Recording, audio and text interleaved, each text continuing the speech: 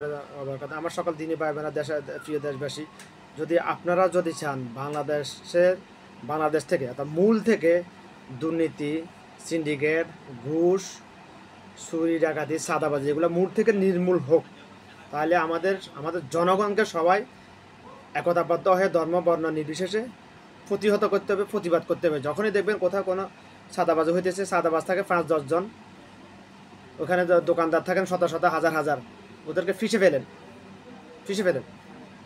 যখনই দেখবেন কেউ সিন্ডিকেট করতেছে, ওই সিন্ডিকেটকারীর ফেলে ফিসে ফেলেন। কারণ বাংলাদেশের যত সরকার আসে গেছে, এখনও যারা আছে সবাই যত প্রকার সিন্ডিকেট, চাঁদাবাজি, দুর্নীতি এগুলোর সাথে সরকার প্রত্যক্ষভাবে জড়িত। আমার কাছে প্রমাণ আছে, প্রমাণ সবাইকে আমি উপস্থাপন করবো ইনশাল্লাহ জাতির সামনে। যত টিকেট সিন্ডিকেট বলেন, বাংলাদেশের অভ্যন্তরীণ সিন্ডিকেট বলেন, যত প্রকার সিন্ডিকেট আছে, চাঁদাবাজি আছে, দুর্নীতি আছে, যত সরকার আসে গেছে, এখনও যত আছে, যে সরকার আছে, যত অপদার্থ মুনাফিক অপদার্থ উপদেষ্টারা আছে, সবাই এটা হচ্ছে সরাসরি জড়িত।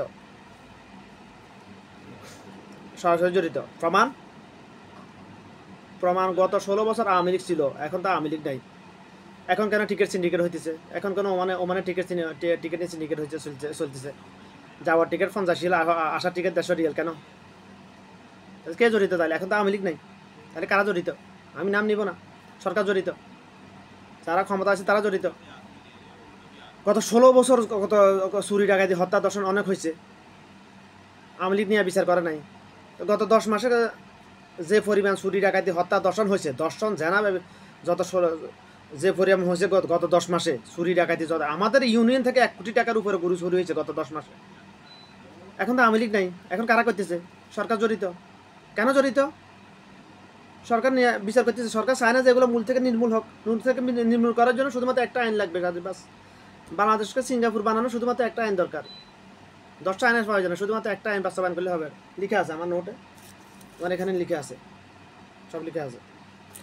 কখনো যদি আমার জাতি যদি চায়, আমার দেশবাসী যদি কখনো চায় জানতে, তখন জানাবো। এখন জানাবো না, প্রয়োজন নেই আমার। যেহেতু আমি ভাইরাল হওয়ার জন্য কথা বলছি। মূল কথা হলো, আগামীকাল থেকে বাংলাদেশের প্রত্যেকটা ইউনিয়ন পরিষদে চাল দেওয়া হবে। যারা চাল পাবেন, কার্ড আছে যাদের।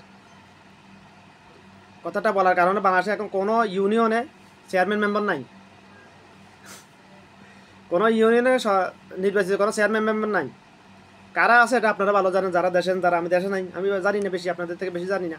এই জন্য যদি জনপ্রতি চাল আসছে 10 কেজি, জনপ্রতি চাল 10 কেজি আসতেছে, চাল দেওয়ার, চালগুলো নেওয়ার পরে প্রত্যেক ইউনিয়ন পরিষদের আশেপাশে দোকানের অভাব নাই।